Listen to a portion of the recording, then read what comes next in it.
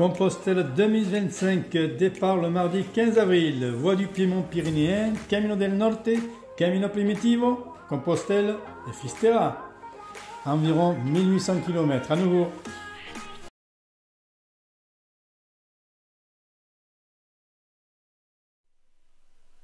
Sixième épisode. Voie Nivelles, Bidassoa, Saint-Jean-Pied-de-Port, à Irún. Bonjour, aujourd'hui nous sommes le mardi 20 mai. Départ de Saint-Jean-Pied-de-Port en direction de Bidaraï. Donc adieu la voie du Piémont. Hier arrivé à Saint-Jean-Pied-de-Port sous des trombes d'eau. Mamma mia. Ah ouais, là pour terminer la voie du Piémont c'était le top. Hein. Et un hébergement sympathique. Hein. Je n'ai pas pris le même qu'il y a 2 ans. Et c'était quelque part plus sympa parce que c'était à échelle réduite. On n'était qu'une dizaine. Hein. Alors que l'hébergement qu'on avait pris il y a 2 ans, il peut contenir jusqu'à 60 personnes. Donc c'est pas la même ambiance. Hein. En plus, il y avait un repas en commun. Donc vraiment sympa. J'ai bien aimé. Hein. Des hospitaliers très sympathiques. Hein. Voilà, donc on nous avait promis le beau temps. Hein, les promesses n'engagent que ceux qui y croient, quoi, hein, que ceux qui les font. Donc, il n'y a pas un pet de ciel bleu. Hein. Et la probabilité pour qu'on se prenne encore une rincée aujourd'hui est pas mal. Hein. Je vais vous montrer. Vous voyez, voilà. On vient juste de sortir de Saint-Jean-Pied-de-Port. Et voilà le ciel bleu qu'on nous avait promis. Ouais, donc une étape d'une vingtaine de kilomètres. Hein. Et le gag, c'est que donc, la jonction entre Saint-Jean-Pied-de-Port et Irún, qui est le début de la Via del Norte, eh ben, c'est pas très fréquenté. Hein. Je crois que je le fais exprès. Hein. Et à l'accueil jacquère, quand on arrive à Saint-Jean-Pied-de-Port, donc ils m'ont donné un papier qui décrit l'itinéraire. Hein. Mais c'est vraiment pas évident. Déjà, d'entrée de jeu, ils te disaient sortir par la porte de France. Ni les hospitaliers, personne ne savait où était la porte de France. Vous avez compris? Et voilà. Je vais longer maintenant pendant 9 km. Oh, le joli petit torrent, regardez ça. Je vais longer pendant 9 km la rive gauche de la Nive. Cette rivière qui donne son nom à cette voie entre le balisage, le descriptif, parce que alors, je marche avec le papier à la main, quelquefois à gauche, à droite. Puis aussi, un troisième point, c'est aussi avec le GPS aussi. Hein. Bon an, mal an, on arrive à suivre le tracé. Et là, vous voyez, c'est quand même assez sympa. Hein. Ces petites départementales, où il passe assez peu de véhicules. C'est bien sympa, à l'ombre, avec la rivière à côté, la Nive. Donc, voilà, tranquille, 9 km à faire, donc en bordure, comme ça. Avant la grande ascension, là, je crois qu'il y a entre 300 et 400 mètres de dénivelé. Le col du Pas de Roland. Hein. Bon, mais c'est bien marcher en sous-bois. Un chemin confortable, hein, petite route forestière, petite départementale où il passe quasiment personne. Non, très agréable ce matin. Hein. Il y avait une petite montée, mais bon, le seul truc, c'est que tous les 200 mètres, il faut s'arrêter pour lire le papier. Mais finalement, apparemment, il y a une espèce de balisage, pas très efficace, parce que il n'y en a pas beaucoup, quoi. Mais il y a un petit peu de balisage. De temps en temps, ça permet de confirmer qu'on ne s'est pas trompé. Oui, je viens d'apprendre que le nom de ce trajet, c'est la voie Nive-Bidassoa. Voilà, en fait, donc Pays Basque, hein, essentiellement tout dans le Pays Basque. Hein.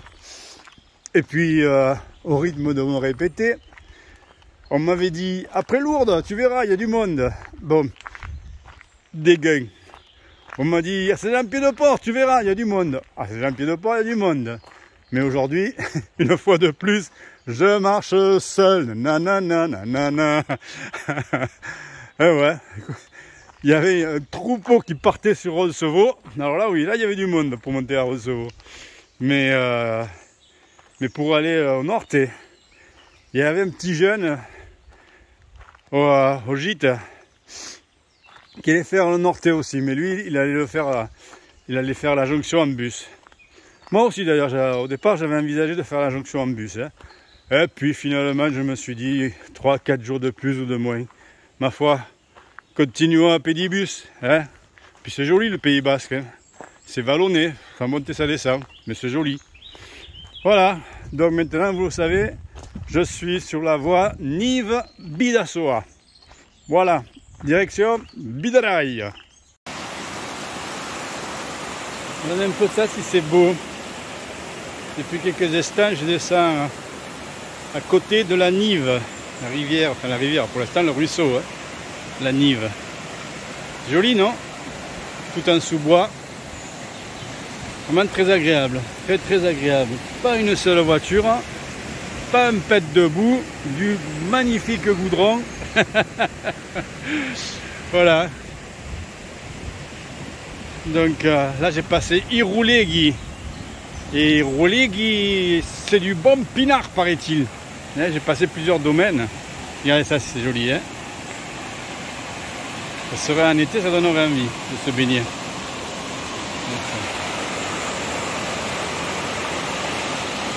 Ouais, vraiment sympa. Voilà, dans une petite heure, je vais m'arrêter manger. Quand je trouverai un koi charma. Non, vraiment, oh, c'est extraordinaire, hein. Regardez ça un peu. Hein? Ça vous donne pas envie? Ah, ça si c'est beau. Ah, ça si c'est beau. Ah ouais.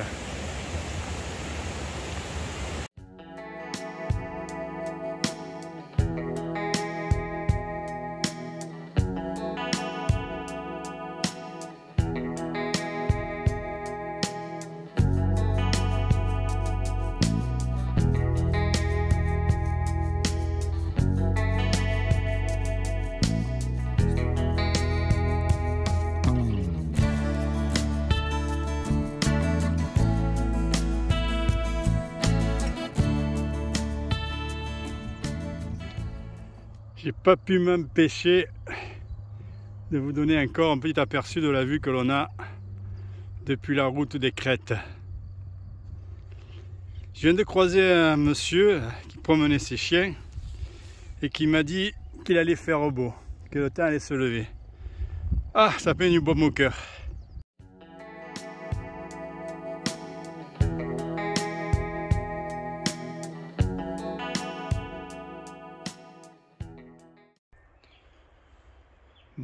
Bonjour. Mercredi 21 mai. Oui, je sais, je tiens le calendrier. Je tiens le calendrier à jour. Enfin, je sais trop. Par contre, le numéro du jour maintenant, je crois que c'est peut-être 26, 27, plus que ça même, hein. On ne doit pas être le 30. Là, je crois que j'ai perdu le compte sur le nombre de journées. Vous avez vu un peu le petit brouillard là, le matin? Voilà, s'annonce. J'ai bien dormi à Bidaraï, joli petit village. Ouais, vraiment sympa. Un gîte bien aussi sous tout rapport, hein.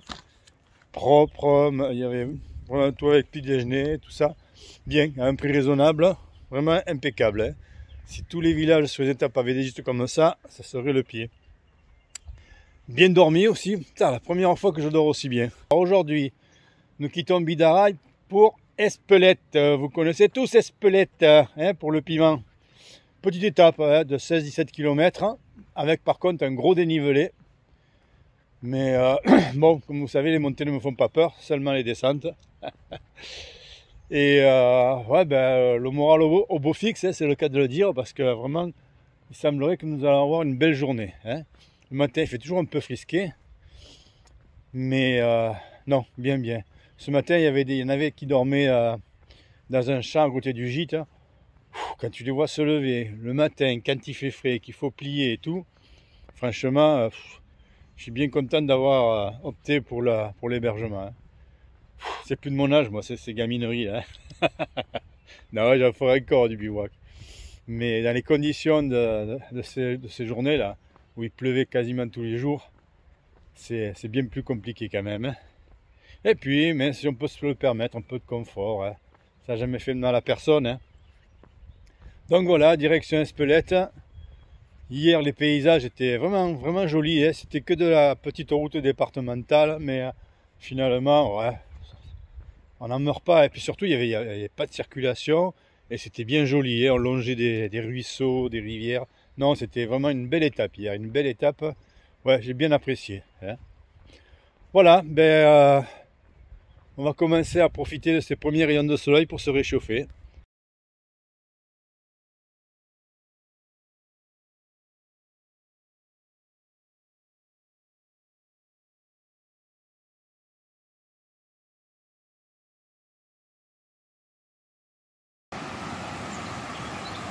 Et voici la Nive dans ses œuvres.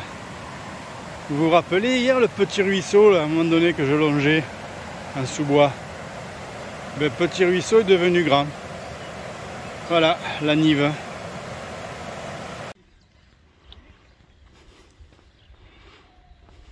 Sur la route, il y avait deux chèvres et leurs petits chevreaux, on les verrait, qui s'étaient échappés et qui se baladaient sur la route. Il y avait une voiture qui avait déjà failli les écraser.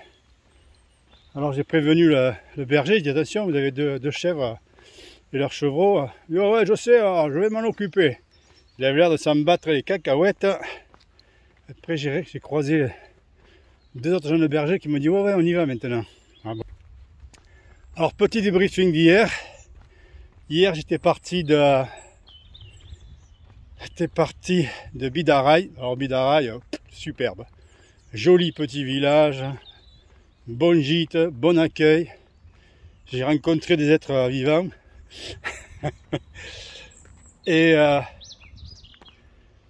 puis donc le chemin de Bidaraï jusqu'à Espelette était compliqué, hein.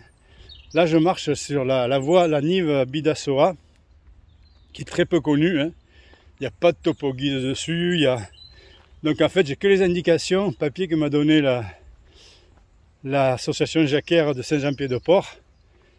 Et le problème, c'est que de Bidaraï à Hendaye, et surtout à Espelette, il y a 3 ou 4 variantes. Et chaque variante est signalée. Alors tu arrives à les endroits, ça part à droite, ça part à gauche. Alors tu sais plus trop où donner de la tête. Hier, j'ai failli chanter Espelette. Parce que le fléchage de la voie de Saint-Jacques, enfin de la Nive Bidassoa, en fait, il t'envoyait directement sur un autre village qui est Saint-Pé-la-Nivelle. Et donc, à un moment donné, je me suis rendu compte que je m'éloignais quand même de la direction d'Espelette. Et j'ai laissé tomber le balisage, et bien m'en a pris. J'ai récupéré une départementale qui est rentrée dans Espelette. Mais ça m'a foutu les glandes quand même. Ça m'a foutu les glandes parce que, bon, toutes les 10 minutes, il faut regarder le GPS, il faut regarder le papier. Non, à la longue, c'est gonflant, hein. Tu n'avances pas en plus, quoi. À Espelette, donc, l'hébergement chez Andy Bleu, un artiste peintre dont le thème principal est la mer et surtout la protection des océans, hein. Et dans ses œuvres où le bleu domine, donc il met en avant la dégradation du milieu marin. L'hébergement lui-même était correct, rien de luxe, mais bon, il y avait ce qu'il fallait, pas à se plaindre. J'avais une espèce d'alcôve où j'étais très bien, tout seul, un bon lit. Donc ce matin, un bon petit déjeuner aussi. Que dire d'Espelette? Si, quelque chose qui m'a fait beaucoup rire, c'est que l'hébergement ne faisait pas la demi-pension. Donc l'idée, c'est de se faire à manger. Et donc dans Espelette, bon, je me suis fait une traditionnelle petite bière d'arrivée. À la fête de petite bière, elle faisait quand même un demi-litre. Je dois avouer que j'étais bien, quoi, hein, quand j'ai quitté le bar. Et je demande, bon, ben, il y a une petite supérette, quelque chose pour faire les achats. La réponse, non, il n'y a rien à Espelette, hein. Il faut aller au village, au prochain village pour avoir un petit supermarché. Donc à Espelette, vous ne pouvez manger que du fromage, au soirati ou de la charcuterie, ou du gâteau basque. Mais il n'y a pas... Alors si, il y avait une épicerie fine, quoi, hein, mais très très fine l'épicerie. Voilà, donc pour l'anecdote, hein. Donc finalement, avec les gens qui étaient au jeu, parce qu'on était quand même... j'ai retrouvé des gens qui étaient à Bidaraï, Et on a dû prendre des plats préparés chez le traiteur. Bon, c'était pas mauvais, mais pour une fois que j'étais décidé à me faire un peu de cuisine. Donc voilà, hein. Là on monte sur un col, on est presque arrivé. Vous voulez voir un petit peu? Voilà, hein, c'est comme d'habitude dans le secteur, hein, c'est bien vert et malheureusement aussi c'est bien gris. Hein. T'es parti, on pouvait avoir un espoir de belles journées, mais je crains que ça vire à glouglou, hein, à la flotte. Bon, on verra bien. Hein. Et voilà, je suis sur une ligne de crête. Vous voyez un petit peu le beau... Oh, un petit morceau de ciel bleu! Voilà. Et puis la vue. L'avantage d'être sur une ligne de crête et d'en avoir craché ses poumons, c'est la vue. Donc il se dit que par beau temps, d'ici on devrait pouvoir voir Hendaye et la mer. Aujourd'hui, je pense que ça va être difficile. Hein, mais on sent quand même qu'on approche de la mer.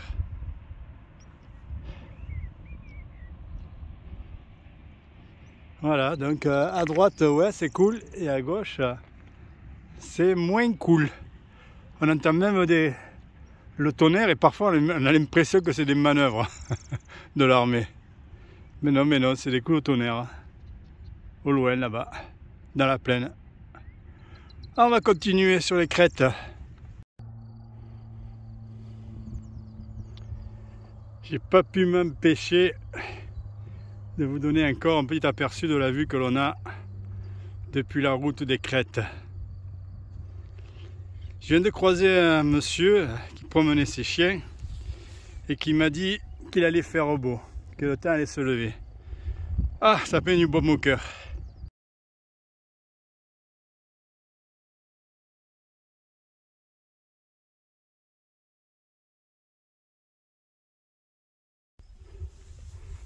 La jument de Michou et son petit poulain sont passés dans le pré et mangeaient tout le foin. Ouais, ça c'est mignon.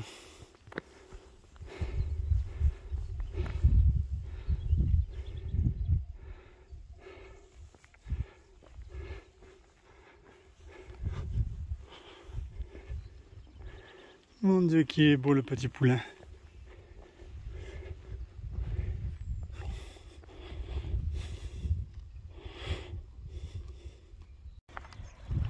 Qui a dit qu'il n'y avait pas de pèlerin? Hein? Il nous la joue solitaire, hein. Regarde. Hein.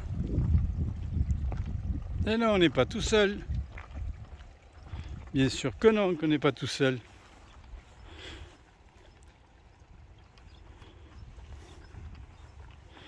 Bonjour les vaches.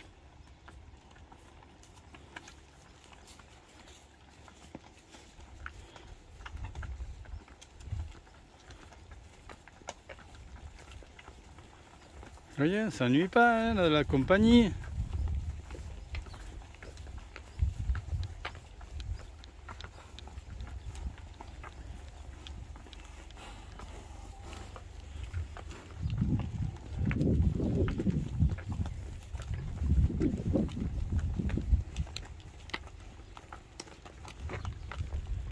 Au revoir mesdames.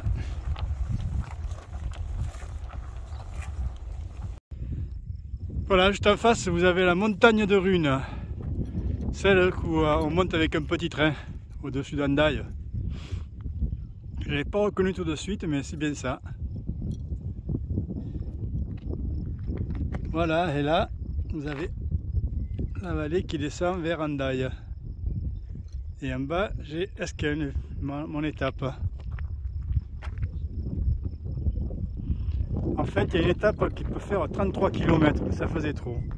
Donc il y a une possibilité intermédiaire en s'arrêtant à ce village. Je vous montre encore la montagne de Runes d'un peu plus près. Voilà. Alors, basque parmi les basques, je vous présente le port noir, le port basque. Vous voyez, là-bas, il y en a un qui fait sa toilette. Et voilà. Il vient de faire sa toilette, il est content. Ils n'ont pas l'air malheureux ceux-là, hein. C'est pas de l'élevage en batterie. Hein. Regardez-moi ça, une bande de copains là. Et les autres, ils dorment. Voilà, donc c'est une race de cochon typiquement basque. On va le voir encore de plus près. Bon, lui il fait dodo. Et voilà notre ami qui vient de faire sa toilette et qui va me faire profiter son copain. Rigolo, rigolo.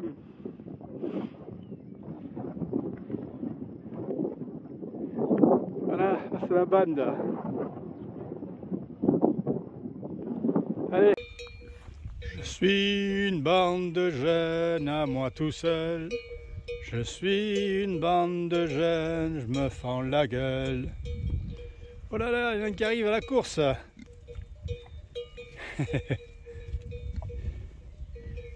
Voyez, bonjour messieurs, messieurs, dames. Il y a plus de dames que de messieurs d'ailleurs. Il a bordé ça, si c'est mignon, les deux petits. Les deux petits poulains. Sont-ils pas beaux? Ils font bon ménage avec les cochons. Ils sont beaux, ouais. Et là, la bande de jeunes. Oh là là là là, pas content, pas content.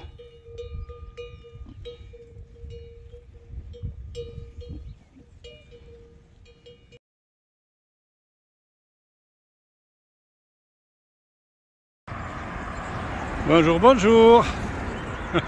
Joli paysage, non? Ça donne envie ou pas? Voilà, ben écoutez, aujourd'hui nous sommes le vendredi 23 si je ne m'abuse. Donc j'ai passé la nuit à Asquin, un petit village un petit peu avant d'arriver à Hendaye et Saint-Jean-de-Luz, où j'ai dormi chez une dame. Bon, écoutez, très bien, hein. J'avais ma chambre, bon, mais on était vraiment dans sa maison, quoi, une petite maison, et donc elle loue une chambre dans sa maison. Donc vous voyez, c'est animé ici, hein. C'est animé.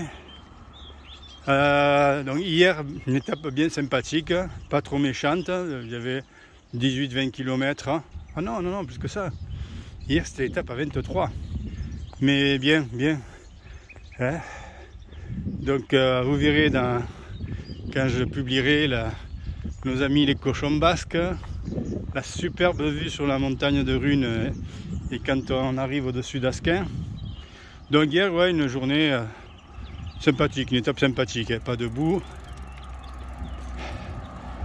Si ce n'est au départ où j'ai pris la flotte, mais bien comme il faut.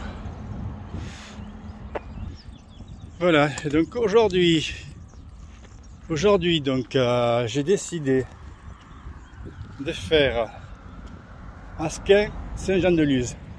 Normalement l'option la plus probable c'était d'Asquin aller directement à Irun.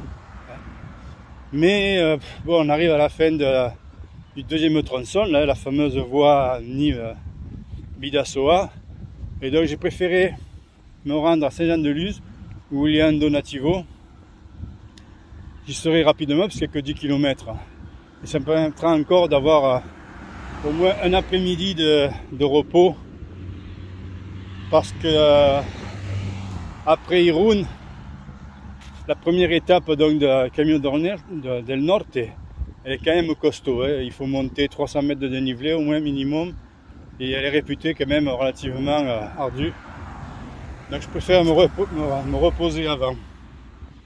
Voilà, donc aujourd'hui ce sera une journée cool, ça me permettra de faire les petites courses de réajustement, pharmacie, une bricole quoi. Hein.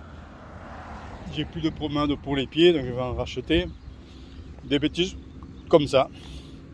Voilà, bon alors, pour aller à Saint-Jean-de-Luz, l'option c'était de prendre la piste cyclable. Qui dit piste cyclable, se dit pas de dénivelé, hein, en général. Les pistes cyclables, il n'y a pas de grosses côtes. Hein. Ce que j'avais pas vu par contre, c'est que la piste cyclable en question longeait une départementale hyper fréquentée. Bon, on est bien séparés, mais on longe quoi. Hein. Donc, au niveau auditif, on va dire. Hein. Le chant des oiseaux, tout ça, on oublie, hein. C'est le chant des voitures. Mais bon, là, il n'y en a que pour 10 km. On fera avec. Voyez-vous, cette rivière, presque un fleuve, on dirait. Hein. Regardez un peu ça. Donc je viens de poser la question bête. Bah, c'est ma spécialité. Je demandais déjà, mais c'est quoi cette rivière? On m'a dit, ben c'est la Nivelle. Ah d'accord. En fait, moi j'ai connu la Nivelle quand elle s'appelait encore simplement la Nive et que c'était un torrent, un petit torrent qui était au bord de la route que je suivais. Et bien petit torrent est devenu grand. Là je suis à l'entrée de Saint-Jean-de-Luz. Encore une petite heure et je suis au centre. Voilà.